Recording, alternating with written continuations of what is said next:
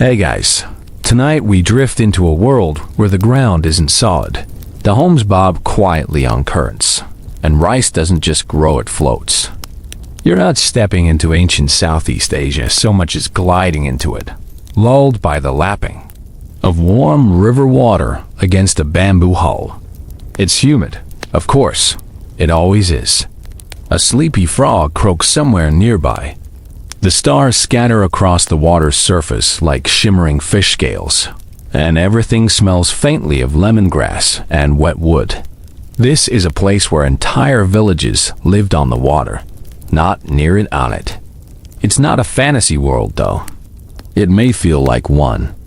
These floating settlements were real, ingenious, and in some cases, centuries ahead of what modern architecture calls sustainable. You paddle gently into history with bare feet and skeptical eyebrows, wondering how the heck anyone raised toddlers on a raft and didn't go gray overnight. Spoiler, they totally did. You probably won't survive this in real life. Unless you can build a house out of banana leaves, tame an oar with one hand, and dodge water snakes with the other. Ancient floating village life would eat you alive by lunchtime. Still, it's beautiful to imagine, isn't it? So, before you get comfortable, take a moment to like the video and subscribe, but only if you genuinely enjoy what I do here. And drop your location and the current time in the comments. I love knowing where you're drifting off from. Now, dim the lights. Maybe turn on a fan for that soft background hum, and let's ease into tonight's journey together. You squint into the dusk. Everything is soft gold and green. The river glows like molten glass. A narrow boat glides past, the woman inside rowing with one arm while cradling a squawking duck in the other. She nods at you, then vanishes into the mist like it's no big deal. You're not dreaming yet, but we're close. You start to notice that the land beneath your boat isn't really land at all. It's bundles of bamboo, thick with reed roots, floating so thickly they've been stitched together with vines. And on top of them, huts, sheds, rice paddies, entire villages. Some are just a few homes tied together like cautious neighbors. Others stretch for hundreds of meters, gently shifting like sleepy beasts when the current breathes. These were not quick fixes or survival hacks. This was a way of life, passed down like recipes and lullabies. Archaeologists believe some floating villages existed in Cambodia, Vietnam, and southern Thailand as far back as 1,500 years ago, though some local oral histories claim it goes back even further.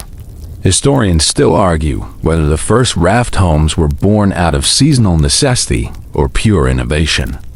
Floods come whether you like them or not. After all, you reach out and trail your fingers through the water. It's thick and warm. Not exactly clean, but not lifeless either. Below, there are eels, catfish, water hyacinths, and the occasional surprise crocodile. Yes, crocodile. You'll want to remember that later. The air here carries its own melody, bamboo wind chimes, boat paddles knocking rhythmically, children laughing, the occasional scolding from a grandmother who definitely just dumped her mop water into the river you're floating through. No one's really concerned about it. Water is everywhere, and water is everything. Rice isn't even the first thing that comes to mind, but trust me, we'll get there. For now, you gently ferry deeper into this liquid landscape. You pass floating gardens tethered like pets to wooden stakes. They're lush and full of squash, herbs, and yes, rice, rising with the water as if it were normal to live your whole life on a plant that never touches soil. There's a smell here you can't place: wood smoke, fermented fish paste, rain-soaked thatch. It's oddly comforting. The homes here are simple but sturdy. Their stilts replaced by buoyant logs or clay jars lashed beneath bamboo rafts. The villagers know exactly how much weight they can carry. A full harvest? Fine. A wedding feast? Sure. Your weird uncle trying to bring 3 goats and a statue on board? Maybe not. One quirky tidbit you notice. Some of the homes have long poles sticking straight up with rags or leaves tied to them. It's not laundry, it's signaling. One color means come, trade fish. Another says, don't disturb, grandma napping. Kind of like ancient immerse, but biodegradable. You pass a group of kids diving gleefully off a floating platform. They disappear into the murky brown, then pop up moments later holding what look like fat, squirming eels. Dinner's handled, apparently. No one's worried about leeches or piranhas. Those are more Amazonian problems. Here, you just have to keep an eye out for water snakes and occasional crocodile with an attitude problem. Even the dogs know how to swim. They splash lazily alongside boats, tongues lolling until one gets scooped back, aboard by a laughing boy wielding a big wooden paddle like it's an extension of his arm. You're beginning to realize something else. There's no silence here, but it's not noisy either. It's textured, layered. Every sound has a purpose. Splashing, cooking, murmuring, the creak of bamboo underfoot, the soft plunk of a clay pot being lowered into the river. Life hums here in a different key. There's no rush, no horns, no sharp edges. You glide past an old man playing a one-string fiddle to a group of ducks. They seem genuinely into it. You also notice something strange. The sky. It's vast, yes, but different somehow. It feels closer. That's probably because you're not looking up from buildings or trees. Everything is wide open. If you grew up here, you'd know how to read the clouds like a book. Whether it's going to rain in 2 hours, whether the river's about to rise, whether it's a good night for fishing or a bad one for gossip. And you wonder, how many stories were whispered into the water here? How many arguments, confessions, jokes, and songs have floated past you just in the last 5 minutes? No one built these villages in a hurry. They evolved slowly, like vines growing toward the sun. Over generations, families learned where to anchor, how to shift when the river changed moods, which bamboo lasts longest in brackish water. You get the feeling no one truly owns the river, but everyone belongs to it. And just as your eyelids start to feel a little heavier, don't worry, you've earned it. We paddle quietly toward the heart of it all. The rice is waiting, but it's not the kind of rice you think you know. You trail a hand in the water, wondering what it would feel like to live your whole life afloat. And as you drift further along this shimmering canal of memory, you begin to realize something deeper. This isn't just a clever housing solution. This is theology, philosophy, generational wisdom tied to reeds and bound to the mood swings of a river that acts more like a god than a geographical feature. In ancient Southeast Asia, rivers weren't just rivers. They were everything. They were veins of life, carriers of food, stories, diseases, dreams, and judgment. The Mekong, the Chao Phraya, the Irrawaddy. These weren't just names etched on maps. They were deities in their own right. The people who lived along their banks didn't just respect them. They feared them, worshipped them, depended on them.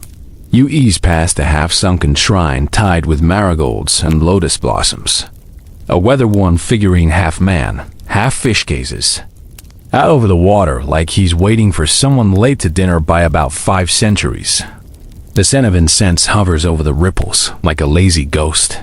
You're not quite sure if it's meant to appease the river spirits, honor ancestors, or just keep the mosquitoes away. Maybe all three. Mainstream historical accounts suggest that animist traditions in the region heavily revolved around water. Before Buddhism swept across the floodplains, before Chinese traders brought Confucian calendars, before colonial ships sliced the seas with gunpowder and flags, these rivers were sacred. They were mothers, guardians, and sometimes executioners. Every seasonal flood was interpreted as a message from the gods. Some years, generous and life-giving, others cruel and hungry. If the flood came too early, it drowned your rice. Too late, and the harvest dried up in sun-baked futility. But if it came just right, well, that was the stuff of legends, wasn't it? You coast under a wooden bridge, ducking as a bored teenager. Swings his legs over the edge, absent-mindedly feeding crusts of sticky rice to a turtle the size of a sofa cushion. He doesn't notice you, too lost in his own thoughts. Or maybe he's communing with the water spirits. You're starting to believe that's a thing. The deeper you go, the more you realize that water dictated everything. Villages sprang up, only where the current allowed it. Marriages were arranged after consulting river omens. Even funerals happened in floating coffins sometimes, sent gently downstream with offerings for a safe journey to the next life. Not every soul was buried. Some were released. Historians still argue whether this reverence for rivers was born from necessity or mysticism. Was it spiritual awe? Or just really clever floodplain management disguised as divine obedience? Honestly, who's to say where fear ends and faith begins when a single storm can erase your entire village? Here's a fringe tidbit that doesn't show up in most textbooks. Some elders in riverside communities insisted that the water itself could remember, that it carried emotion, joy, grief, resentment like sediment. Stories were whispered to the river at night, not just for catharsis, but to be stored as if the current could pass them along. Somewhere out there is a particularly grumpy catfish swimming around with all your great-great-grandmother's gossip sloshing in its fins. Even royal courts weren't immune to the river's influence. In ancient commerce society, kingship was often linked to the control of water, literal and symbolic. If you could master the river, you had divine favor. Lose that control, and well, let's just say you better have a fast boat. There's an odd kind of democracy on the water. Sure, there were social classes, even among the floating villages, but the river didn't care if you were a fisherman or a priest. If you didn't respect its rhythms, it would flip your raft just the same. You drift alongside a temple that seems to float, but it's cleverly built atop a hidden raft foundation. The roof is intricately carved dragons chasing clouds, lotus petals blooming into suns, and the bells on each corner tinkle gently as the whole structure sways. Inside, a monk sweeps the floor slowly, like he's coaxing the dust into sleep. You don't speak the language, but you know what he's saying just from the motion. Peace, balance. Flow. Further along, you notice how every house seems to face the water. Not the sun, not the wind, the water. That's where the real world lives. The river is the road, the market, the chapel, the messenger. It's where love letters are floated downstream in carved gourds. It's where arguments echo louder because the water carries voices too well. A good reason not to yell at your spouse on the porch. One house has a string of dried fish strung like wind chimes. Another has a painted mural of a snake god coiling protectively around a raft. That one, your guide tells you, was painted after a particularly generous flood spared the village. Coincidence? Maybe. Or maybe the river, just like the artwork. It's easy to romanticize this way of life, isn't it? But the reality was always on a knife's edge. The water gave, but it also took. Disease, drought, flooding, erosion. Life on the river was beautiful, yes, but it was also fragile. Like building your dreams on a balance beam of bamboo and prayer. And yet, they endured. Not just endured, thrived. Floating villages weren't a quirk of the past. In some parts of Cambodia, Vietnam, and Laos, they still exist, though they're increasingly pushed aside by development, pollution, and climate change. Plastic bottles float now where lotus blossoms once did. Satellite dishes crown bamboo huts. It's strange, a little sad, a little magical. You float on quietly as twilight deepens. The river widens, yawns. A heron glides overhead, as though pulled by the same unseen current. Somewhere behind you, the sounds of a nighttime meal begin clattering bowls, the hiss of something frying in a pan that may or may not have been washed in that same river just hours ago. You smile. There's a rhythm to all of this, one you can't quite explain, but it carries you forward, and soon, very soon, you'll see the crop that made all of this possible. But you're not there yet. For now, you let the river take you. You feel the shift before you see it. The river begins to thicken, not in texture, but in scent. A faint, nutty sweetness wafts through the warm air, mixing with damp wood, boiled fish, and that ever-present hint of something fermented. You follow the smell, and soon you begin to see it, delicate green stalks rising in neat, almost military rows across wide patches of the water. But there's no mud, no soil, no tidy-patty embankments, just rice. Growing on the river, welcome to the miracle of floating rice. It's not the glossy white stuff you steam in a rice cooker either. This is deep water rice, a grain that doesn't panic when it floods. It stretches. It adapts. It floats, to understand why it matters. You have to understand this. Traditional rice varieties drown if the water gets much higher than their stalks. But these ancient strains, developed over generations in places like the Mekong Delta and Chao Phraya Basin, could grow up to 6 inches per day in response to rising waters. That's faster than a toddler learning how to say no. Mainstream historians agree. Without floating rice, large-scale floodplain settlements would have been nearly impossible. Seasonal floods in Southeast Asia weren't subtle. We're talking several meters of water in just days. Ordinary rice would curl up and die. Floating rice just went, "Oh, we're doing this now?" and shot skyward. You pass a family tending to one of these aquatic fields. A teenage girl balances on a narrow bamboo raft, nudging the rice plants with a long pole, checking that their buoyant root mats are still properly tethered. Her little brother, meanwhile, is trying to sneak a fish out from under the plants with a soup ladle. It's going. Okay, the trick behind floating rice isn't magic, although villagers would probably argue otherwise. It's biology and innovation. The plants are anchored in buoyant mats made of water hyacinths, reeds, and bamboo slats.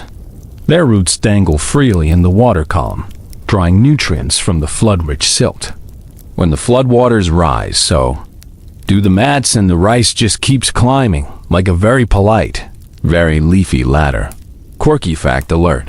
Some villages wove fish pens into the same floating fields, creating an ancient version of aquaponics. That's right. They were farming rice and fish at the same time, centuries before trendy rooftop hipsters in Brooklyn claimed they invented it.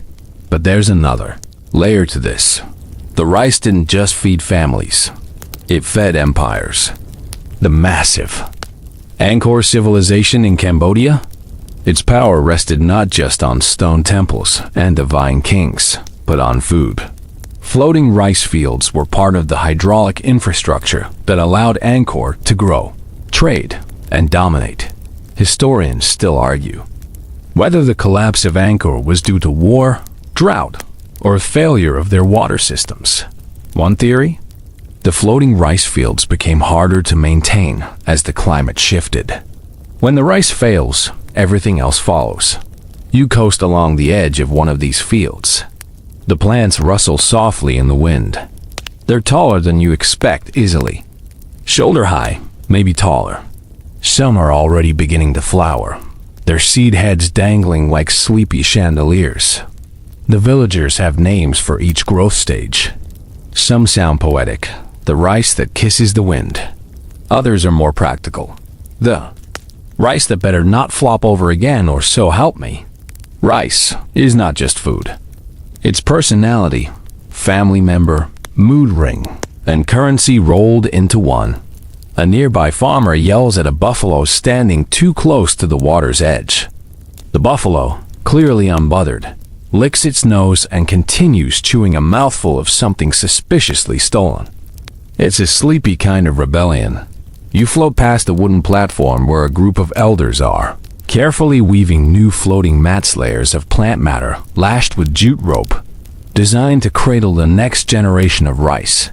They work slowly, methodically, chatting about the weather, the moon, and probably some scandal involving a neighbor's runaway chicken. One of them waves you over and offers a bite of sticky rice wrapped in banana leaf. You take it.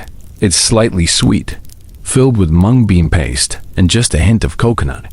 A peace offering from the past. There's a reason people fought to protect these crops. Floating rice wasn't flashy, but it was reliable. In an unpredictable world, that meant everything. It also meant the people who cultivated it had to become masters of timing.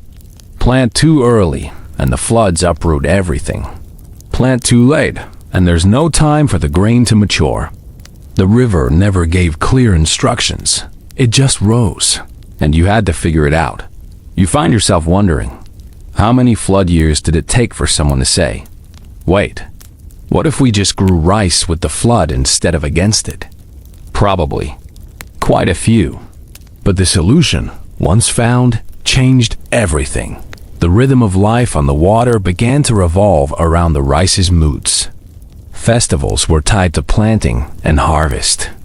Songs were written about the first green shoots appearing. Children's lullabies sometimes included rice metaphors that, frankly, would confuse any toddler. Sleep. Little stalk, don't let the eel nibble your roots. Sweet dreams? Of course, nothing this valuable stays unbothered for long. With prosperity came trade, and with trade came taxes. Regional kings began levying floating rice fields as royal property. Some sent collectors downriver in boats, demanding a portion of the harvest in exchange for protection. You can imagine how well that went over with villages whose entire rice supply was floating, just a few feet from anyone with a sharp stick and a long paddle. But the rice endured. You pass under another low bridge. A garland of dried rice stalks hangs above, a kind of blessing for the boats that drift beneath. The locals believe it brings good harvests, or at least keeps the rats away. Sometimes, those are the same thing. And here's one last oddity before we go. Some floating rice varieties have never been successfully grown in labs or on dry land. Scientists have tried. They've sequenced the genomes, cloned the plants, simulated flood conditions in greenhouses, but something fails. It's like the rice knows.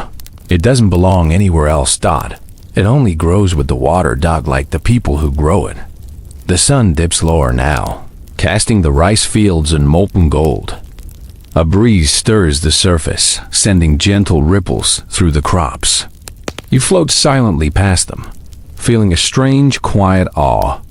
There's something about this stubborn little grain rising with the tide, never asking for dry land, that makes you feel a little lighter, almost like you're floating too. Your raft creaks as it glides toward the heart of one of the largest floating villages you've seen so far, an entire community stitched together like a living quilt of bamboo, rope, and memory. There's no land in sight, just endless rows of floating homes clustered tight as teeth, their stilts replaced by plastic barrels and raft logs. They bob with the rhythm of the river, as if the whole village is breathing. You drift silently between two rows of houses. There are no roads here, only narrow canals like watery alleyways, each just wide enough for a canoe or two to pass without scraping paddles. The houses are small but proud, their wooden planks polished to a soft sheen by decades of weather and care. Some are painted cheerful blues and greens, their colors reflected like watercolor blurs on the moving water. You smell boiling rice. Always rice, with lemongrass, and something fishy. A man sits on a dockless doorstep, cleaning snails with practiced, flicking hands. A toddler nearby stirs a tin can full of mud and possibly mischief. No one seems to think living this way is strange. And after a while, neither do you. The homes are tied together with thick ropes and anchored with long bamboo poles driven deep into the muddy riverbed. During monsoon season, when the water rises fast and furious, the villagers simply loosen the lines and retether at higher points. It's like moving neighborhoods, but instead of a moving truck, you push your house with a paddle and a prayer.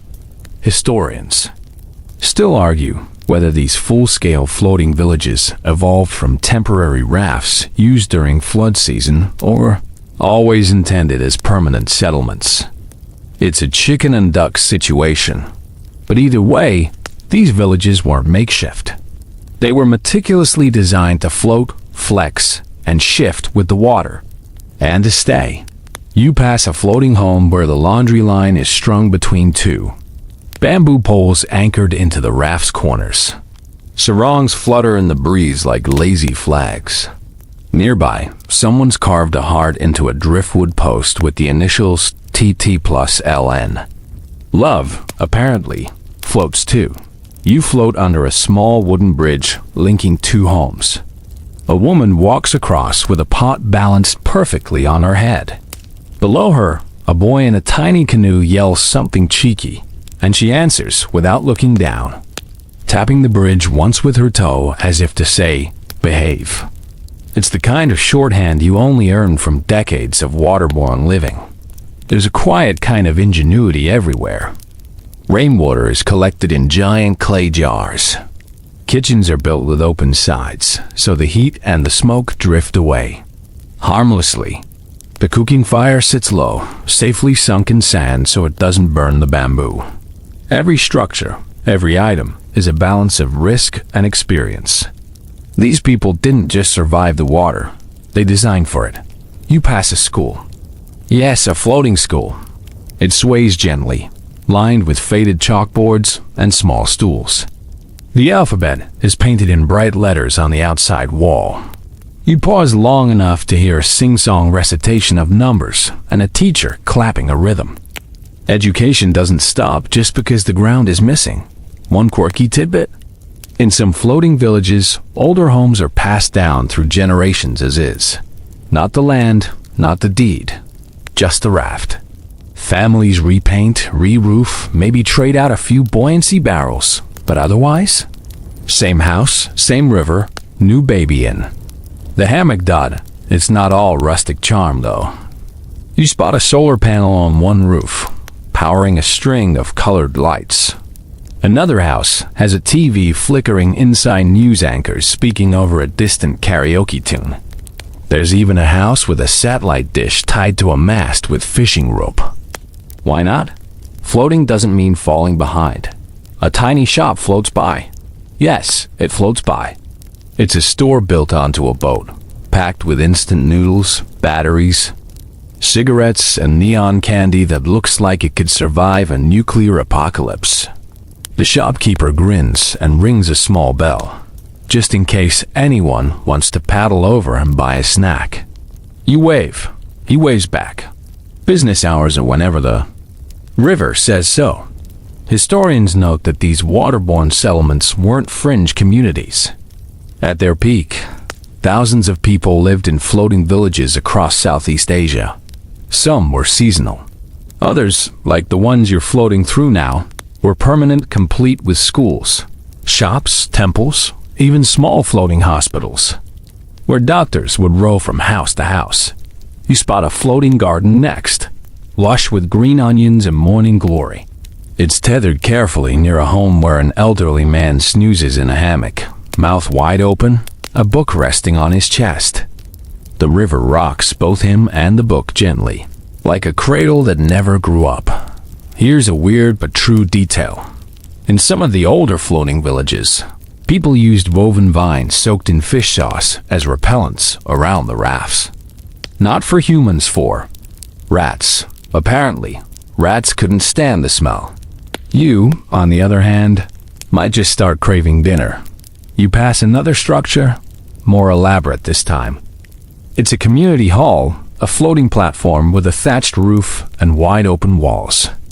Right now, it's hosting a group of women preparing sticky rice cakes.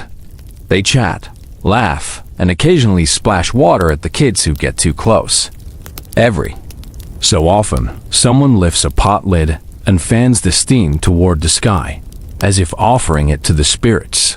The smell is divine. You momentarily consider asking if they take guests. Or trade. One elder stands apart, carving a small boat out of palm wood. His hands is sure, slow, his face weathered like river-washed stone. When you float past, he glances up and says, "Water never asks your name. It just keeps you honest." You're not sure what that means yet, but you nod anyway. It feels true. As night begins to settle, lanterns flicker to life across the floating village. The reflections double them until it feels like you're drifting through a constellation laid out across the water. You hear a flute somewhere. Children giggle.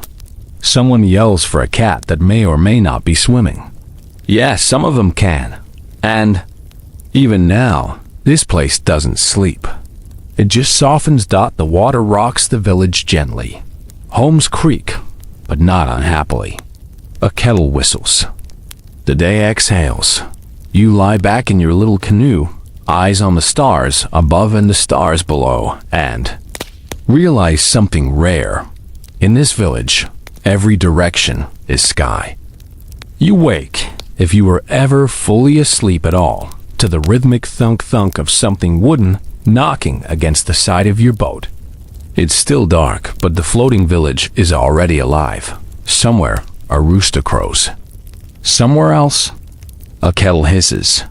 The sounds are familiar now, like the creaks and groans of an old house shifting in its sleep.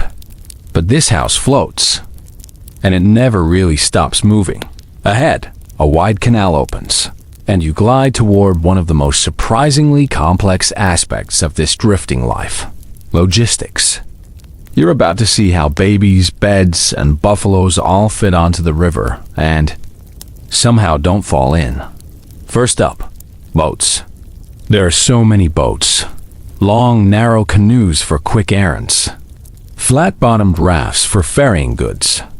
Big, round-bellied barges that carry entire harvests and sometimes whole wedding parties. There's even a special kind of banana leaf-lined boat just for carrying offerings to the river gods. No steering necessary, just let it drift and hope the spirits aren't picky about presentation. The boat is everything. It's your bike, your bus, your grocery cart, your crib, your couch. You learn to row before you learn to walk, and before you learn to row, you learn to balance. Toddlers here waddle on water. They're trained to stay calm, to grab the right edges, to float with the movement instead of against it.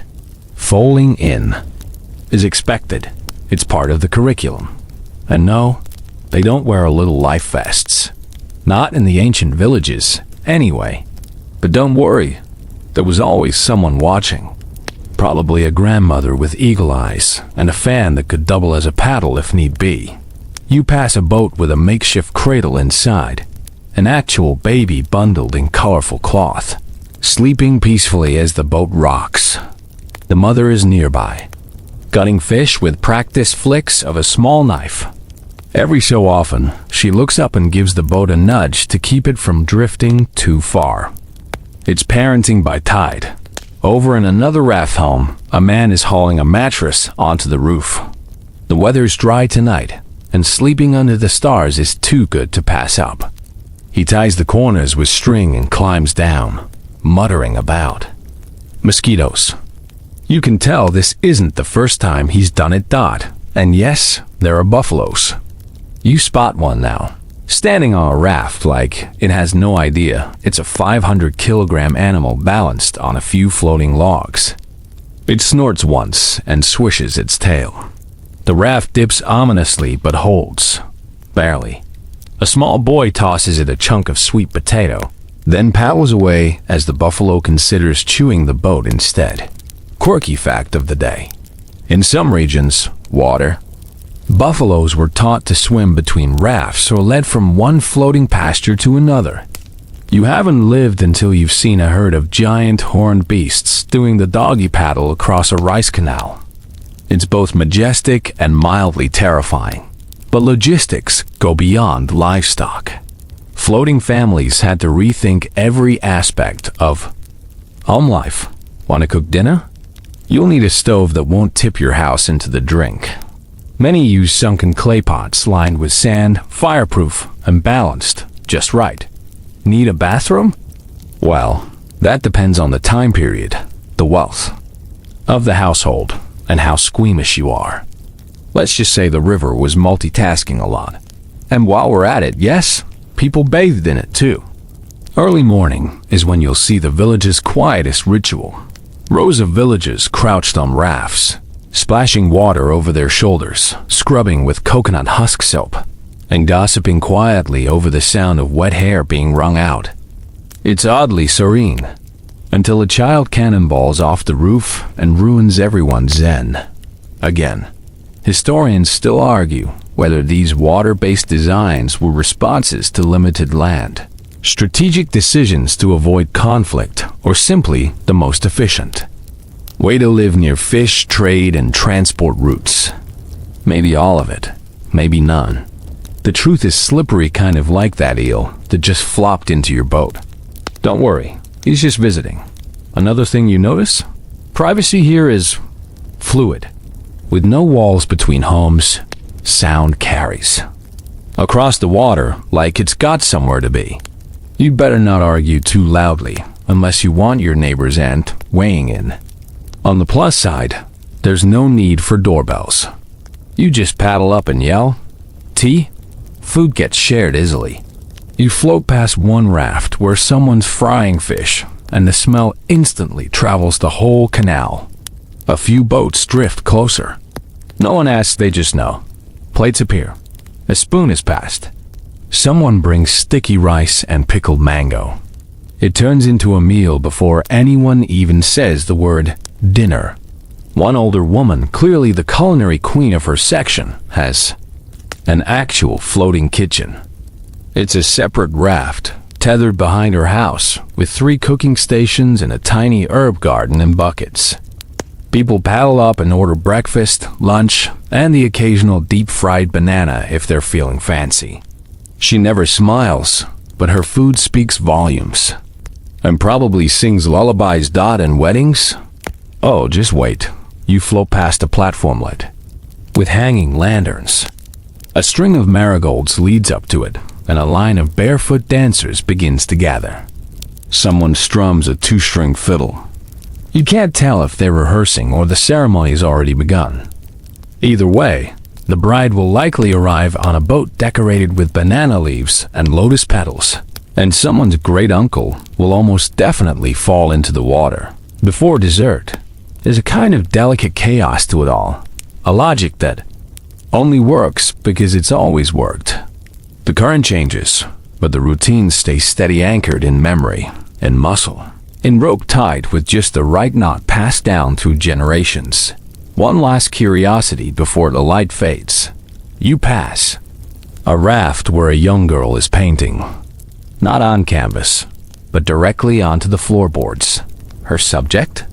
The village around her, floating homes in bright red and gold. A sun that rises over water. A baby sleeping in a boat? She's got it right. Because this life, it's it's balance.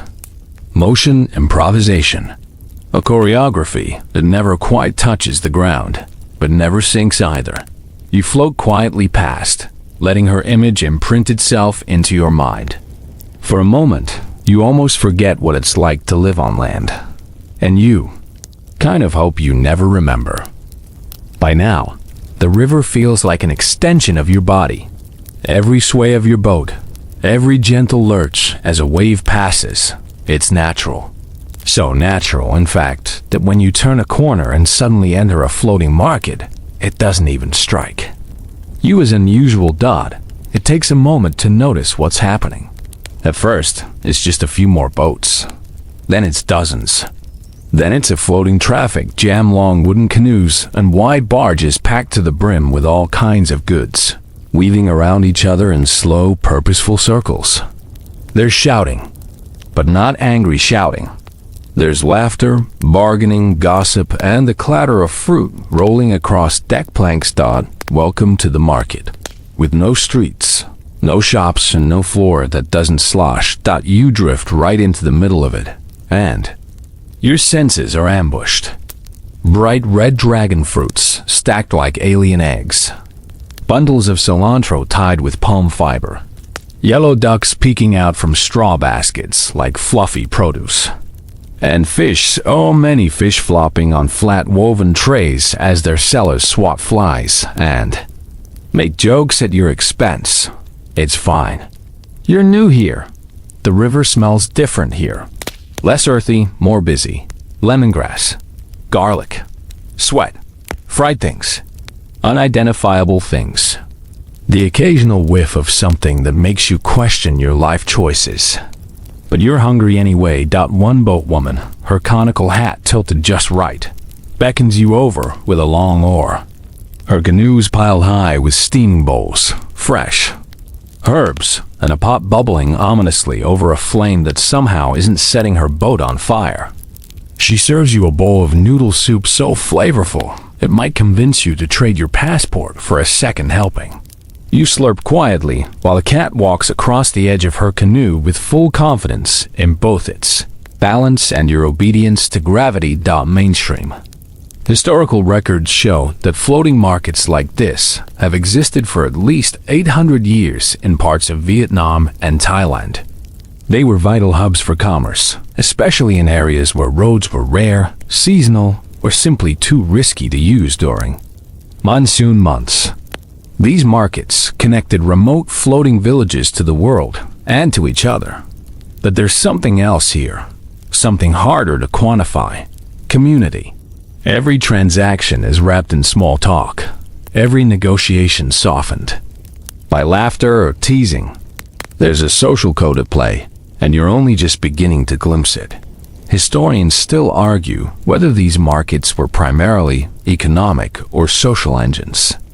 Were they designed to feed trade, or to maintain bonds between otherwise isolated water communities? Probably both. Possibly neither. That's the thing about systems that just work. No one stops to write down why. You pass a canoe selling birds, tiny songbirds in delicate bamboo cages. The vendor assures you they're meant to be released for good luck. And maybe that's true. But the skeptical look on the birds' faces suggests this might not be their first rodeo. Next to that, someone is selling woven fans, handmade fishing nets, and small figurines carved from driftwood. A boy demonstrates how one of them dances when balanced on a finger. He's clearly done this before, probably every day since he could hold a boat steady. And then there's the gossip boat. You don't see any merchandise, but it's absolutely part of the market.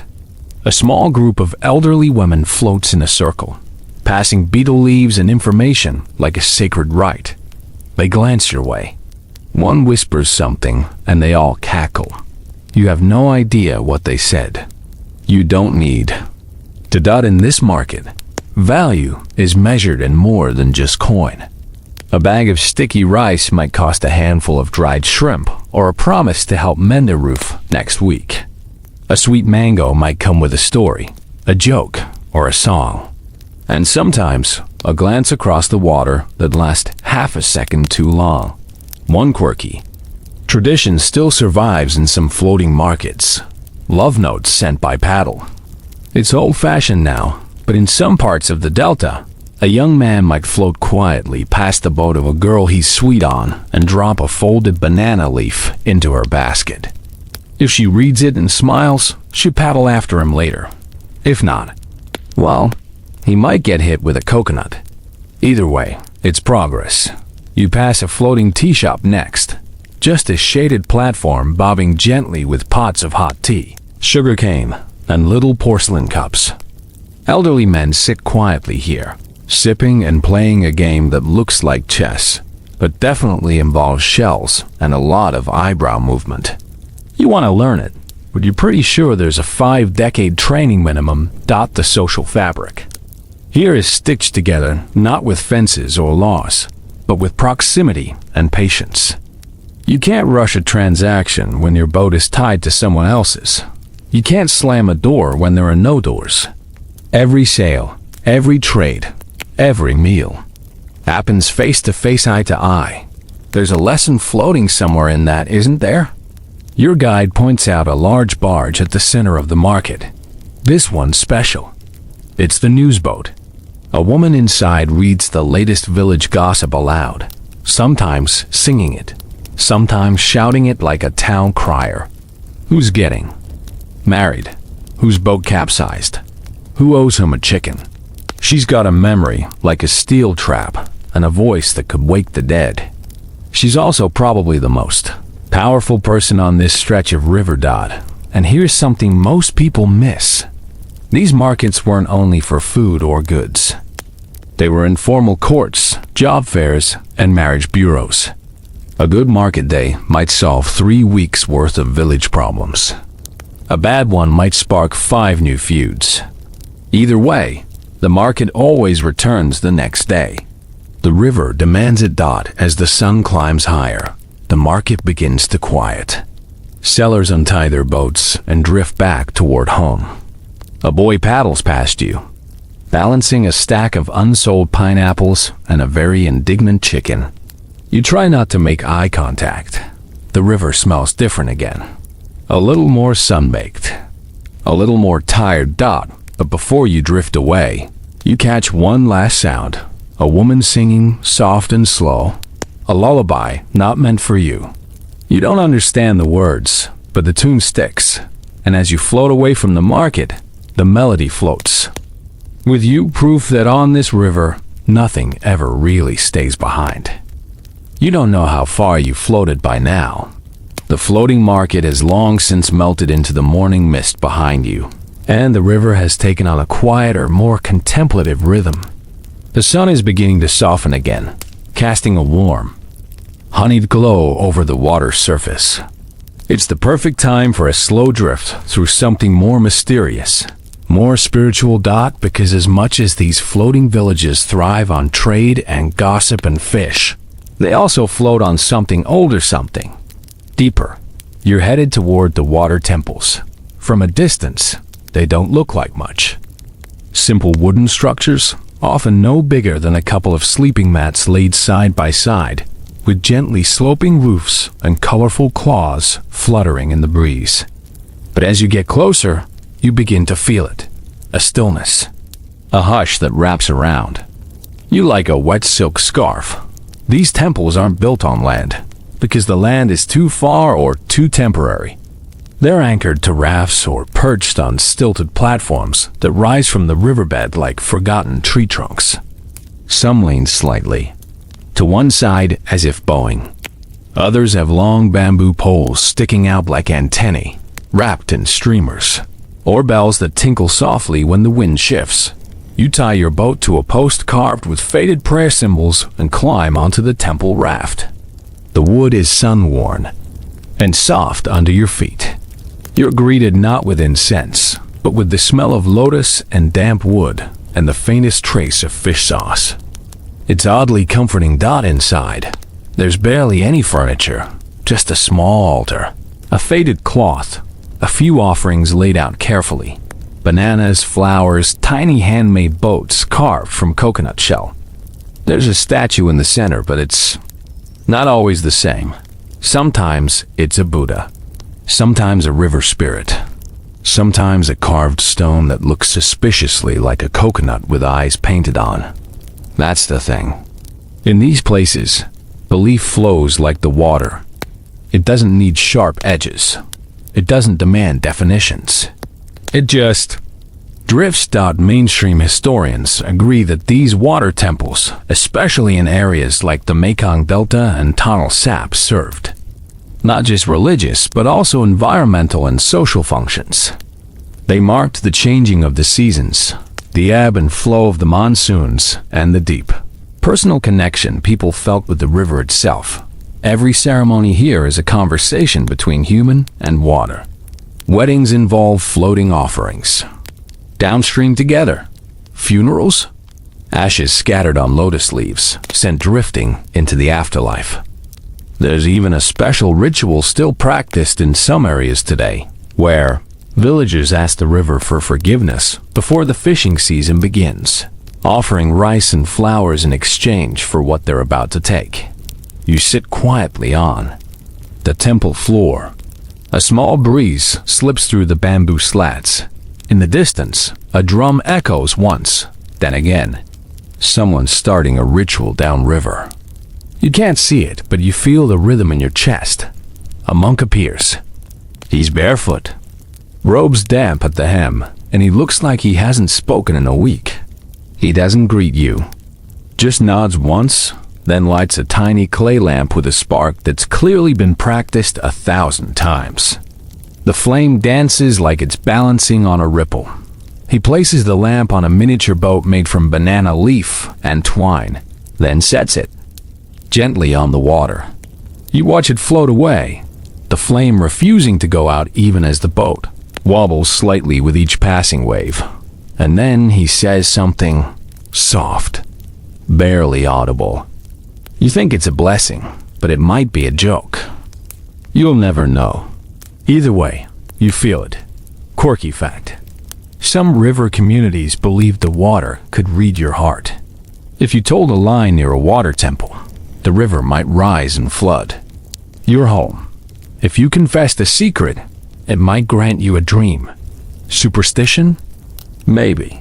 But considering how often people here rely on weather that refuses to be predicted, it makes sense to treat the river like a moody deity. Historians still argue whether these temples evolved from Hindu shrines, indigenous animist practices, or practical community meeting points that slowly took on spiritual flavor. Truth is, the lines blur. Because when you live on water, everything floats into everything else. Gods, ghosts, groceries, it's all part of the same tide. You paddle a little further and find another temple. This one smaller, just a hut with a long pole covered in bells. A woman is already there, singing a lullaby while tying something. To the pole, it's a bundle of hair. Human hair. She explains without breaking song that it's her daughter's first haircut. A gift to the river, for protection. You want to ask more, but something about the way she sings makes you stop. Some things are better left as whispers. You pass temples with gongs, with water wheels that sing when they turn, with prayer flags that flap in code. You pass a floating shrine to a crocodile god. Yes, really. The story goes that he once protected the village from invaders by flipping their boats and eating their pride. He's now honored with grilled fish and, occasionally, the odd bottle of rice wine. One elder you meet tells you the river has moods. Today she's quiet, he says, but when she's angry, don't speak her name. Just paddle. And that's maybe the truest thing you've heard yet. As the sun begins to dip again, casting gold into the ripples, you find yourself passing one last water temple. It's almost hidden, just a crooked wooden platform under a banyan tree, whose roots curl into the water like fingers. No statues, no bells. Just a folded cloth and a small clay pot filled with water. You stop, just for a moment, and leave something behind. Not because you're superstitious, but because the river has already taken so much of your breath away. It seems fair to give a little peace back. The next morning finds you on the move again, your little boat creaking softly as you push away from the edge of the temple raft. The river is quieter now, almost drowsy, with mist rising off its surface like steam from a sleepy cup of tea. But your guide seems energized. Today, you're not heading to a market or shrine. You're going deeper into the life cycle of this place. Today, you're going to school. Yes, even in these floating villages where everything bobs and sways and depends entirely on the mood of the river, children still learn to read, write, and recite the regional capitals, sometimes while knee-deep in water. It's charming and mildly terrifying. The first sign of a floating school is usually the sound, laughter, chatter, the rhythmic drone of someone attempting to explain math to 12 slippery, half-bored students. You drift closer, and there it is, a long, narrow structure made of planks and patched with colorful bits of tarp. Perched atop barrels, old bamboo, and the occasional suspiciously buoyant fishing crate. You tie up and climb aboard, careful not to tip the whole classroom into the river. The teacher, a wiry woman in her 50s, with a chalk-stained sarong and a hairpin, shaped like a fish, barely pauses as you enter. She's busy overseeing a spelling contest between two boys who appear to be standing in a puddle. This is apparently normal. Mainstream records show the floating schools, especially prominent in Cambodia's Tonle Sap and parts of Vietnam, began as grassroots efforts. When governments struggled to bring infrastructure to these constantly shifting communities, locals did what they always do. They adapted. Rafts became classrooms. Boats were repurposed into school buses. And chalkboards were nailed to whatever stood still long enough. Quirky twist. In some floating schools, the classroom would literally float away if it wasn't anchored properly.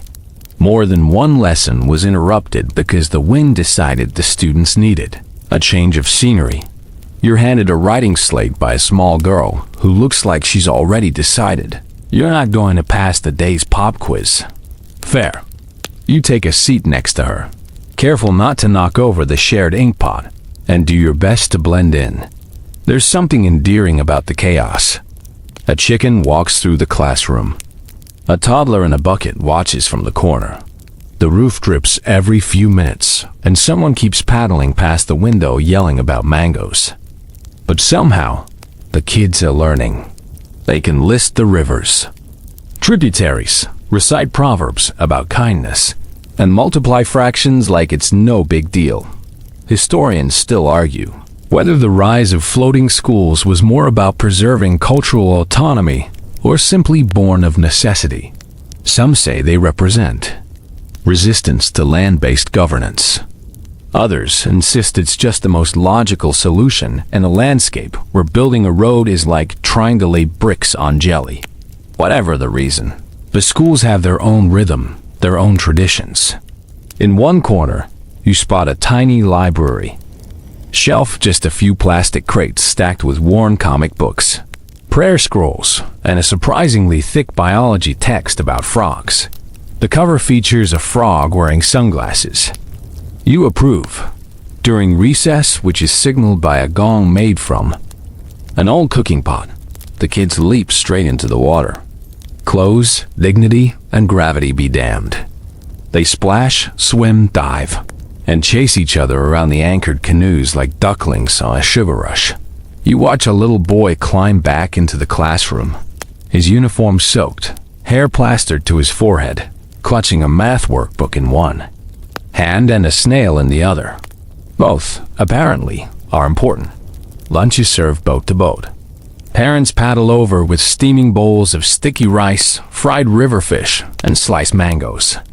One mother casually tosses a thermos across the water with the kind of precision usually reserved for Olympic athletes. It lands in her daughter's lap without so much as a splash dot. You learn that school songs here aren't about presidents or patriotism. They're about the river. One popular tune is basically a love letter to catfish. Another warns kids not to tease the crocodiles, even if they look sleepy. Sound advice. There's a kind of resilience here that makes you pause. These children are raised on water, and their education reflects that. They learn not just letters and numbers, but how to read clouds, how to tie a raft in high current, how to sense a storm by the taste of the wind. It's a curriculum you can't teach from a book. You're invited to the afternoon storytelling session, which is blessedly conducted while everyone lies down in a shaded corner of the raft. The teacher pulls out a woven fan and a stack of hand-painted cards. She begins to tell the tale of a fisherman who angered the river goddess by littering and had his oars turned into snakes. The children are rapt. You reconsider the candy wrapper in your pocket. One fringe tale you overhear from a whispering group of kids. There's a village ghost named Uncle Longtail who lives under the school and pokes students who fall asleep in class. Apparently, the only way to avoid him is to keep a fish scale in your pencil case. A girl next to you casually flashes hers. It's shiny and enormous. You feel both protected and slightly unnerved. The thought, by the end of the day, to school sways gently in the afternoon breeze. The teacher stretches, the kids yawn, and someone plays a bamboo flute from a nearby boat. It's not part of the lesson. It doesn't need to be. Everything here teaches something. As you step back onto your boat, the little girl who doubted. Your quiz skills gives you a half smile and a handful of wet rice crackers. That's basically a diploma around here. You float away, watching the classroom shrink behind you, wondering how many kids have grown up on that very raft. How many of them now paddle the mango boat, or the temple boat, or the one carrying love. Notes folded in banana leaves, and just before it fades into the distance, you hear one last shout echo across the water. Don't forget your homework. You spend the early part of the evening drifting. Just drifting.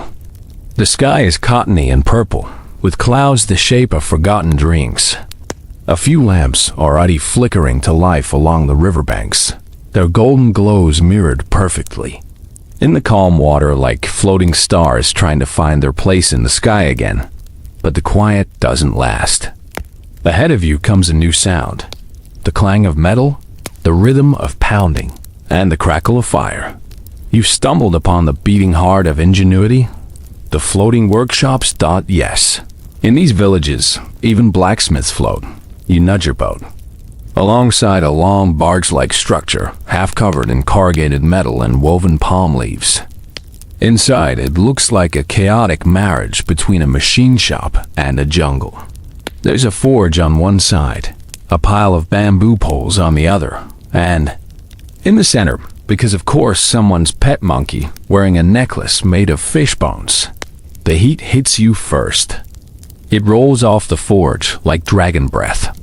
Sparks leap from a glowing hunk of iron being hammered on a slab of rock that has clearly seen better days, but still refuses to crack.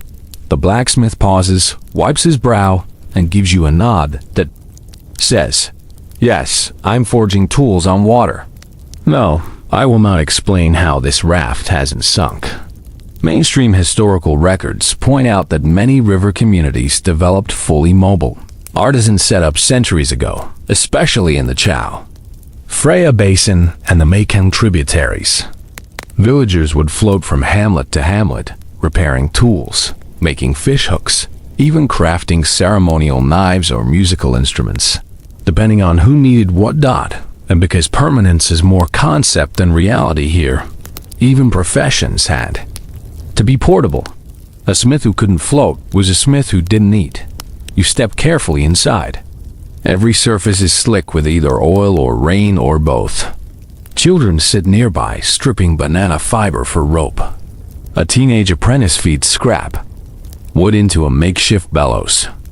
And above it all hangs a collection of charms, animal teeth, feathers, rusted coins meant to ward off fire spirits and nosy ghosts. You're not sure which is worse. Quirky detail. Some of these floating smiths believe their tools themselves are alive. That if they disrespect the hammer, like letting it sit in the sun too long, it might go dull out of spite. One boat you pass has a tiny shrine, dedicated entirely to a chisel named Uncle Bao. It's hard not to love that level of commitment. Historians still argue whether this mobile craftsmanship came about due to river nomadism or economic exclusion from inland markets. Some say these artisans were rebels against land-based monopolies. Others believe it was simply the best way to follow seasonal demands, repairs after storm season, boat making before monsoon, blade sharpening before ceremonial hunts. But if you ask the smiths themselves, they'll just shrug and say, "Water goes, we go." You sit and watch the smith hammer out a new rudder pin for a fishing boat. The rhythmic clanging is oddly soothing, like a lullaby for anvils. Sparks shoot up in little bursts, casting orange halos on his face. It's hypnotic. Next door. If you can call any boat next door on a river. Someone's weaving fish traps from bamboo. Her fingers move so quickly, it's like watching a bird preen and fast forward. She hums as she works, a tune that seems to change depending on how tight she pulls the weave. You float further down the line and find more. Trades. A carpenter carving paddles with almost meditative focus. A woman boiling tree resin to waterproof. Netting. And most unexpectedly, a man making musical instruments out of driftwood and coconut shells. He lets you try one. It's a string thing, shaped vaguely like a fish. You pluck it, and it makes a sound somewhere between a cat purring and a duck complaining. He beams. Perfect, he says. She likes you. You're unsure if she is the instrument or a spirit. Either way, you nod respectfully. Another boat offers repairs for boats and broken marriages, according to a hand-painted sign. You're not sure if it's a joke or a business model, but considering the amount of rice wine on that deck, you assume both services are handled with equal enthusiasm. There's a beautiful kind of disorder in it all. Tools hanging from rafters, nets drying like sails, chisels clinking in rhythm with water slapping the sides of rafts, children darting between boats, ferrying messages and mangoes, and the occasional screwdriver. At one stop, a weaver shows you how to dye palm fabric using crushed river snails. It smells horrific. You pretend it's fine. She hands you a swatch of cloth in the deepest violet you've ever seen, grins, and says, "Snail magic." You almost believe her. Another man teaches you how to carve a miniature boat using only a dull blade, a nail, and unreasonable optimism. Yours sinks. Immediately. He claps you on the back anyway. By now, the river is fully alive with orange lanterns swinging from boats, fires glowing in oil tins, and the constant chatter of tools against wood and metal and rope. It's like drifting through a floating factory, only nobody's in a hurry, and everyone has time for tea. You learn that these crafts aren't just about function. Many have meaning. A properly carved paddle must echo the village's shape. A net must include a luck knot near the handle. Even the hammers are sometimes blessed before a big order. And while the blacksmiths and weavers may laugh and joke and spit into the river like pirates, they still pause before sunset to drop a bit of rice into the water, just in case the river spirits are watching. Or hungry. As you paddle onward, your little boat now cluttered with gifts: violet cloth, a fish lute, and a somewhat cursed-looking wooden duck. You look back at the floating workshops. They shrink into glowing dots, like fireflies stuck between water and sky. And just as you turn to leave, the river offers one final gem, a raft with no name, no tools, just a hunched old man carving tiny figurines from soap. Birds, monks, crocodiles, and one disturbingly lifelike banana. You ask him why. Soap. He shrugs. Because water wants everything soft in the end. You believe him. Night settles in slowly, like a thick silk curtain being drawn over the world.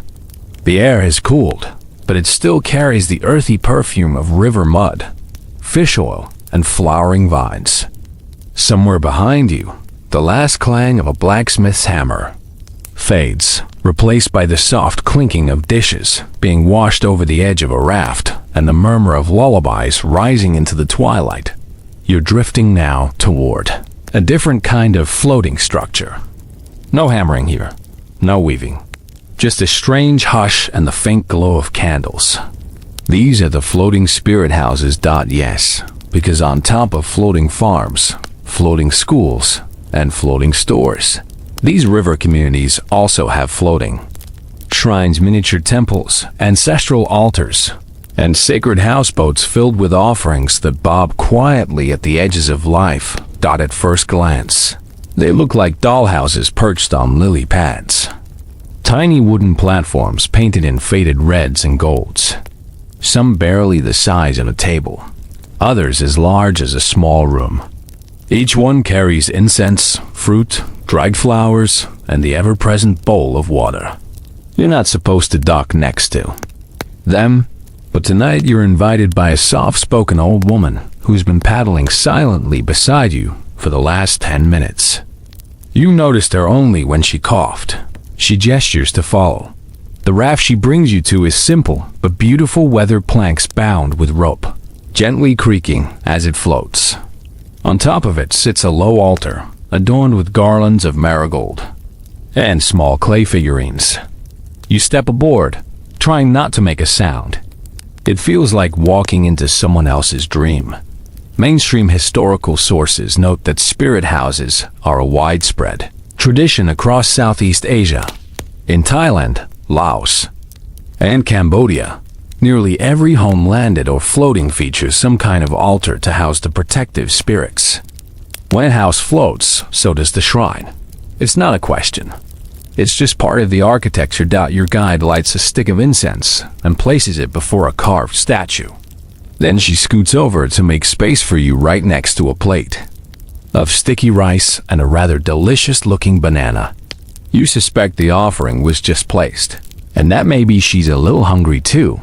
Quirky detail. Some spirit houses are built specifically to keep restless boat spirits from causing mischief. These entities, according to local lore, don't like being ignored. Ignore them too long, and your anchor might untie itself. Or your paddle goes missing. Or worse, your favorite fishing hat floats away. These mischievous spirits are sometimes soothed with tiny paper boats set adrift with snacks inside. Essentially, spiritual snack bribes. You sit in silence, breathing in the scent of sandalwood and river silt. The candlelight flickers on the water, dancing in patterns too perfect to be random. The woman beside you murmurs something under her breath, a chant, perhaps, or a bedtime story for the river. Historians still argue whether floating spirit houses originated independently or were adapted from land-based animist traditions as people migrated onto the water. Some believe they predate formal temples.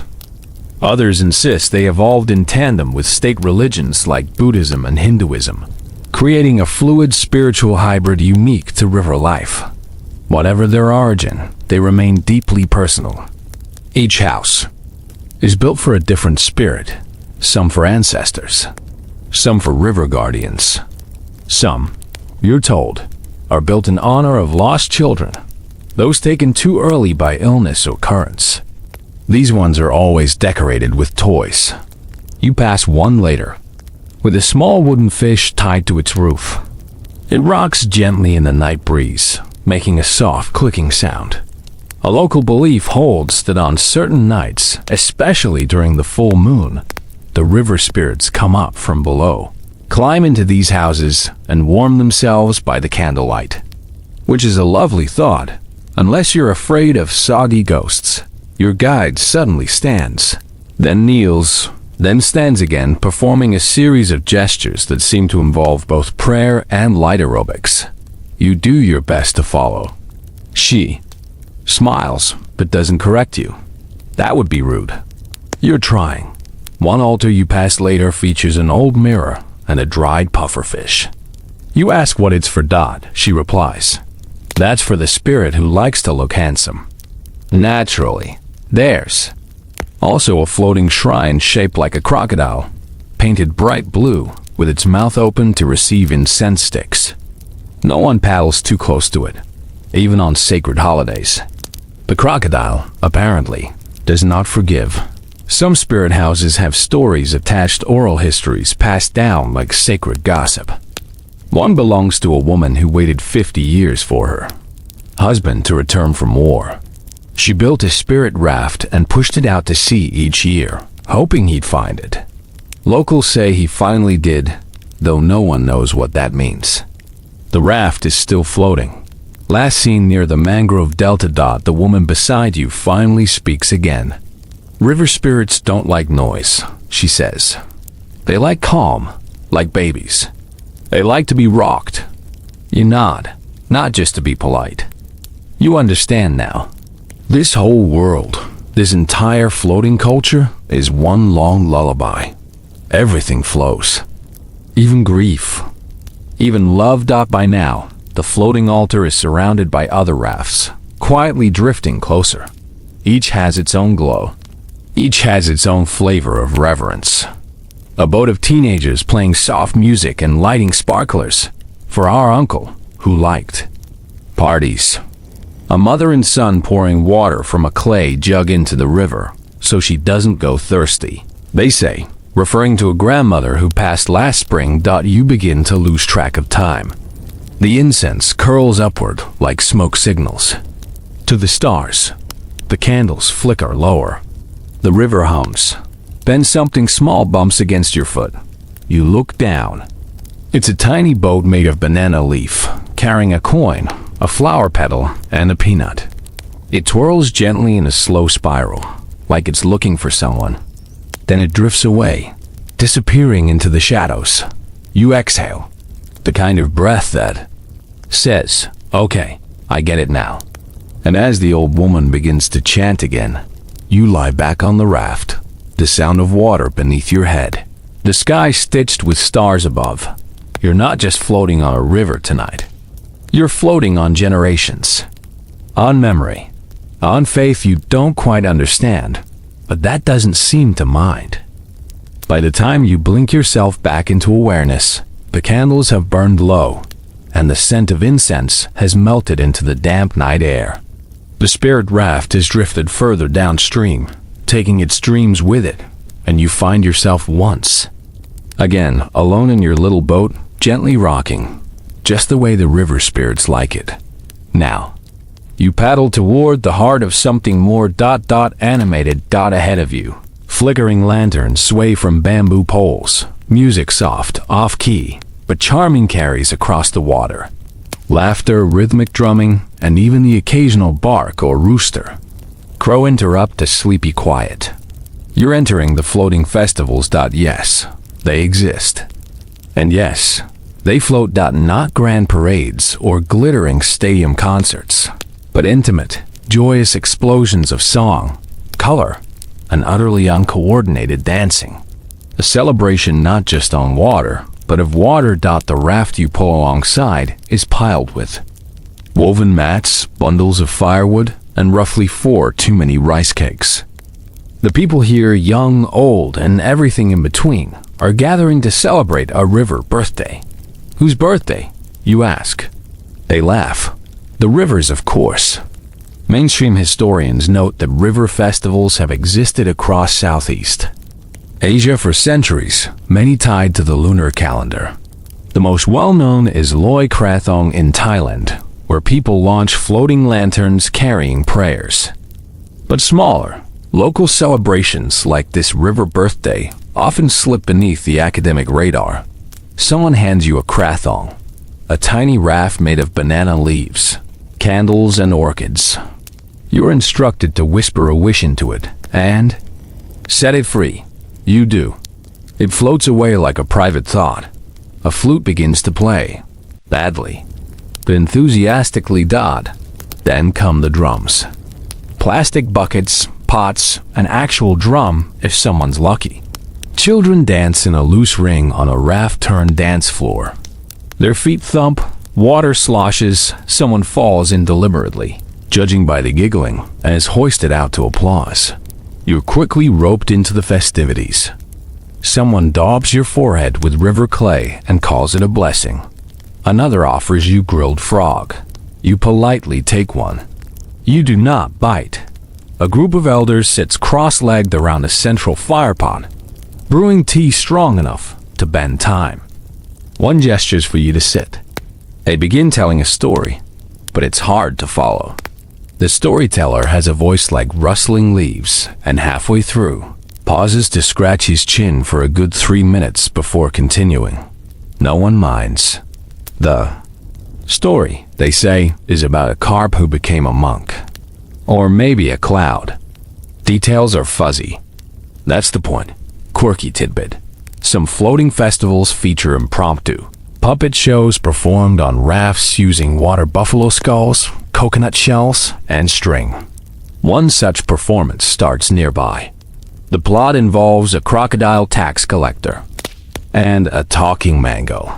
You're mesmerized across the water. Another boat bursts into song. It's not in tune, but everyone knows the words. It's a lullaby about a Huron who fell in love with a rice stalk. The ending is unclear. Either the rice stalk becomes a boat, or the Huron drowns in soup. People cheer anyway. Historians still argue whether these river festivals originated from religious ceremonies or agricultural rites. Some claim they date back to pre-Buddhist animist traditions meant to appease the river gods. Others argue they're more recent, developed as morale-boosting events during colonial disruptions or monsoon recoveries. But ask any local and they'll just say, "We celebrate because the river lets us." That's good enough. You're handed a clay cup of rice wine. It's warm and tastes like the fermented ghost of a fruit. Children light floating candles and chase them with long sticks, trying to keep them from tipping over. An old woman tells fortunes using fish bones. She studies, yours, and nods solemnly. "You'll live a long time," she says, "if you stop thinking so hard." Duly noted. And just when you think it's winding down, someone produces fireworks. Not city fireworks. Handmade, unpredictable ones. They're launched from a bamboo shoot, and you're fairly certain one explodes backward. No one's hurt. Everyone cheers. Even the ducks. Lanterns bob gently along the water's edge. Their reflections shimmer like upside-down constellations. Boats glide past, their passengers tossing flower petals or playing flutes or simply waving and calling out things. Like, "Blessings from upstream." And "Have you seen my other sandal?" There's a moment where you're surrounded by laughter, music, light, and warmth. Even though everything is moving, everything feels still. Then a man sits beside you, balancing a bowl of sticky rice. On one knee. He's got kind eyes and a beard that suggests he hasn't worried about calendars in years. He tells you that the river isn't just water. It's a memory, he says. Everything you forget on land, the river remembers. That's why we dance on it, so the river doesn't forget us. You blink. That's either the rice wine talking or something deeply profound. Possibly both. The party rolls on, gentle and timeless. You sway to the rhythm. You sing nonsense verses. You try and fail to balance a clay pot on your head like the kids are doing. They clap anyway. Someone gives you a crown made of water lily stems. You pretend it fits perfectly. You don't check the time. You couldn't if you wanted to. Your phone is somewhere under a bundle of fishnets and probably sticky rice. Instead, you float with them, your raft tethered lightly to theirs by a piece of knotted rope someone tossed without asking. It's enough to keep you in the orbit of joy. Nothing tight. Just enough as the night deepens, the music softens. One by one, the candles flicker out. Someone strums a few final notes on a cracked guitar. The festival drifts into silence, not with a bang, but with a sigh. And your boat begins to move again, guided by the current. The laughter fading behind you, still in your lily crown. Heart full and lips sticky with sweet rice, you drift deeper into the night. Morning again. But not just any morning. You're awoken by the rhythmic thump of something heavy being dropped onto a raft nearby. Not ominous, just very solid. You sit up, stretch, and peek over your shoulder to find a large, leathery man, grinning at you over a bundle of lotus roots. Trading day. He says simply, "Welcome to the floating economy." You're just in time to witness one of the oldest, weirdest, most elegant systems of river commerce in the world, bartering on boats. And unlike that shady online marketplace where someone once tried to sell you a haunted doll, this floating bazaar is a well-oiled machine that sometimes floats away mid-deal. Rafts of all sizes are gliding past you now, each one loaded with something unique. bundles of firewood, woven mats, brass pots, crates of fermented fish paste, and chickens that absolutely did not sign up for this. You tie your boat to a weather-beaten trading raft operated by two siblings, who clearly haven't stopped arguing since the Stone Age. The brother is offering cured catfish and dry gourds. The sister is fiercely defending the value of their homemade sugarcane vinegar. You're not here to interfere, you're here to watch. And it is glorious. Mainstream historians agree that waterborne economies in ancient Southeast Asia were some of the most flexible, decentralized, and surprisingly efficient market systems anywhere in the world. Floating villages operated as autonomous trade hubs, using barter, local currencies, and social credit in ways that modern economists would either admire or lose sleep over. You drift from vendor to vendor. No central market square, no registers, no plastic bags, just handshakes, grunts of agreement, and the occasional chicken squawk of protest. You witness a complicated multi-party trade involving 3 rafts and a very angry goose. One woman trades beetle nuts for eels. The eel merchant uses those to acquire banana cloth, and that ends up with a floating tailor who makes water-resistant ponchos. The goose is just there for emotional support, probably. Quirky detail, one particular. Merchant proudly shows you a bundle of river coins thin, flat discs made from fired clay, each marked with fishbone patterns. Locals use them as symbolic tender during festivals and sacred trades. While technically valueless in regular commerce, they're said to bring bargaining luck. You pocket one, just in case your future includes an eel-based transaction. Pass a boat that exclusively sells singing bowls. Not to listen to, but to use for bargaining. If your bowl sings louder than mine, the merchant says, you get a discount. You try. Yours sounds like a frog in distress. No discount. Somewhere behind you, a child is trading carved coconut shells for mangoes. Only the sweet ones, she says, inspecting each fruit like a miniature customs agent.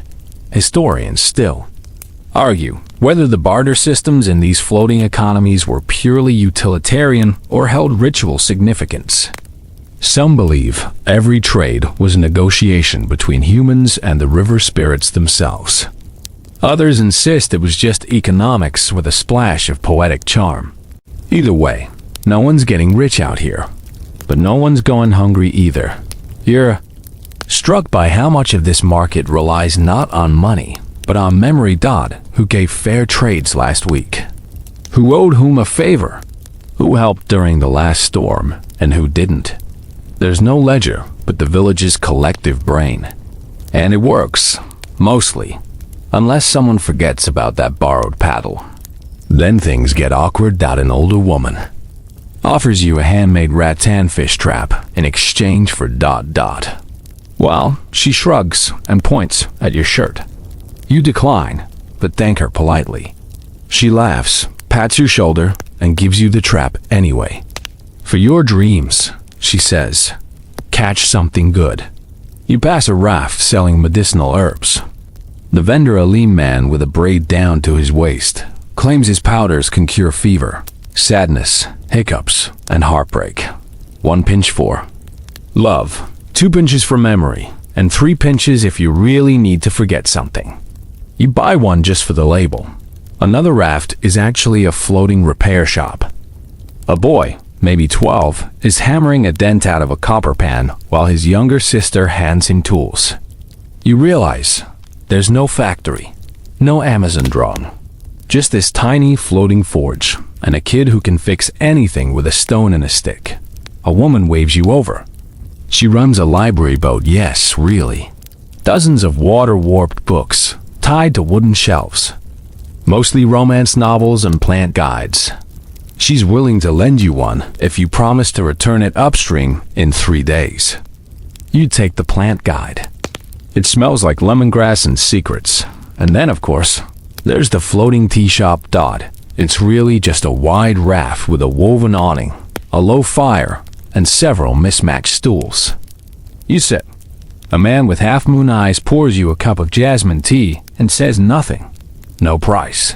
No questions. You sip. He nods. A trade unspoken. You gave your attention. He gave you peace. As the sun climbs higher, the energy changes.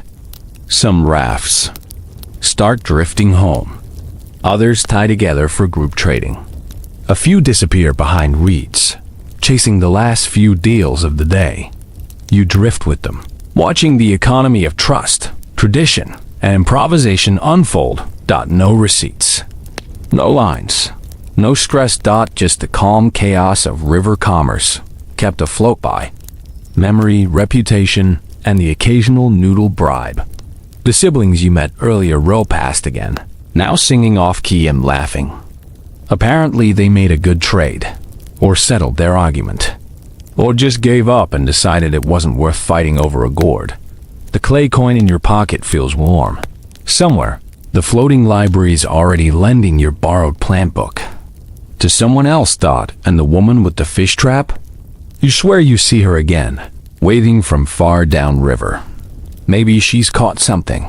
Maybe she just wanted to make sure you don't forget. The market fades behind you, now rafts shrinking into silhouettes, shouts becoming murmurs, laughter dissolving into ripples.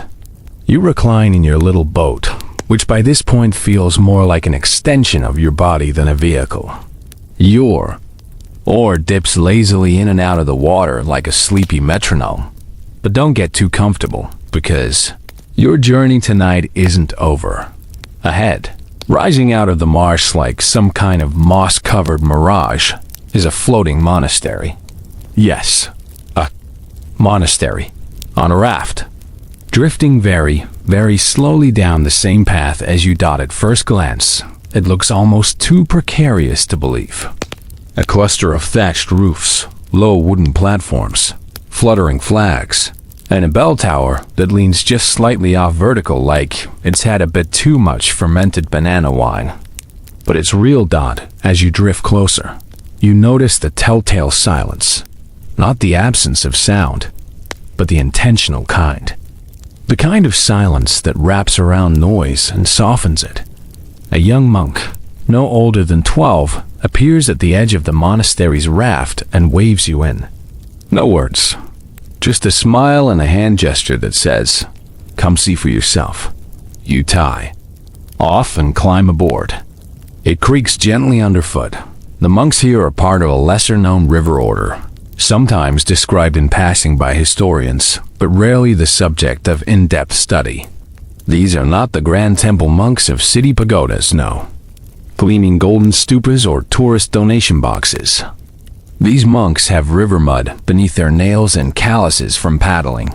Mainstream historical records confirm that Buddhist monastic orders across Southeast Asia often adapted to their environments. In flood-prone regions, it wasn't uncommon for monks to retreat to stilted monasteries or even floating platforms during the monsoon.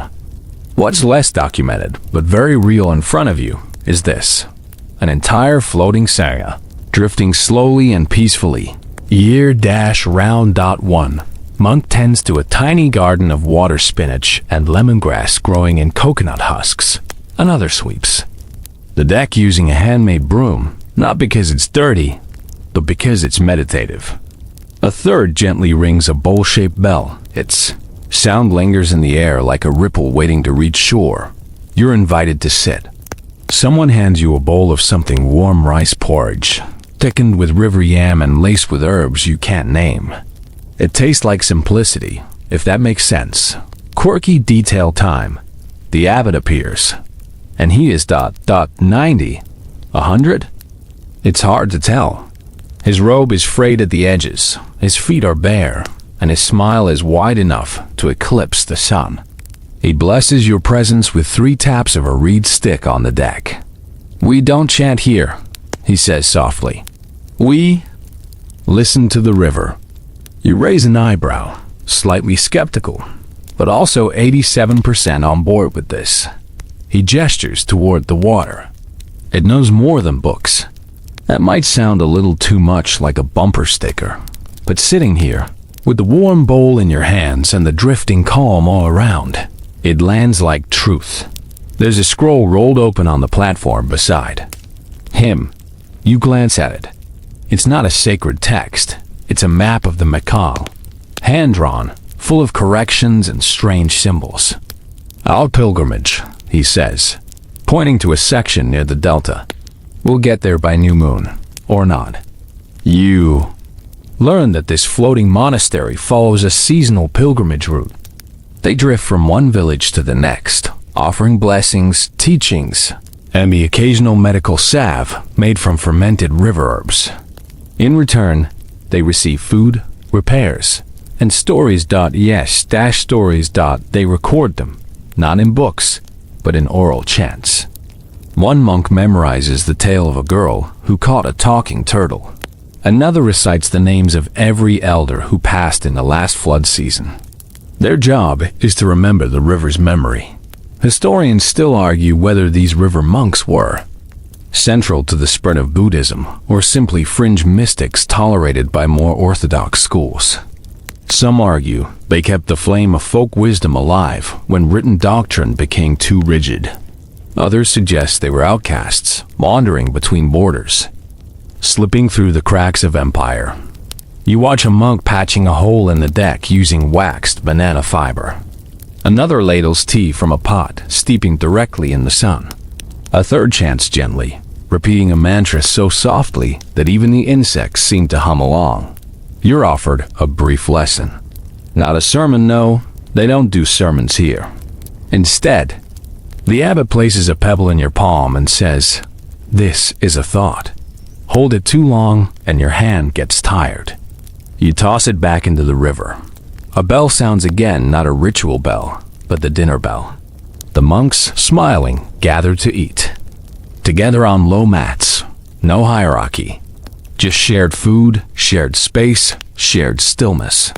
You join them, of course.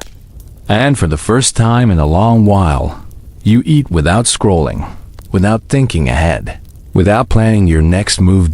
Just chewing, swallowing, drifting. Later, as twilight bleeds into violet, you sit at the edge of the platform with your feet dangling into the water. Fireflies appear like lazy starlight, blinking in no particular rhythm. The abbot settles beside you. You'll leave before dawn, he says. You nod. He's not asking, just stating. He hands you a small amulet, made of dried lotus seed and coiled reed string. Not magic, he adds. Just a reminder to float. You slip it over your head. It's light, almost not there. A drum beats once in the distance. A call, maybe.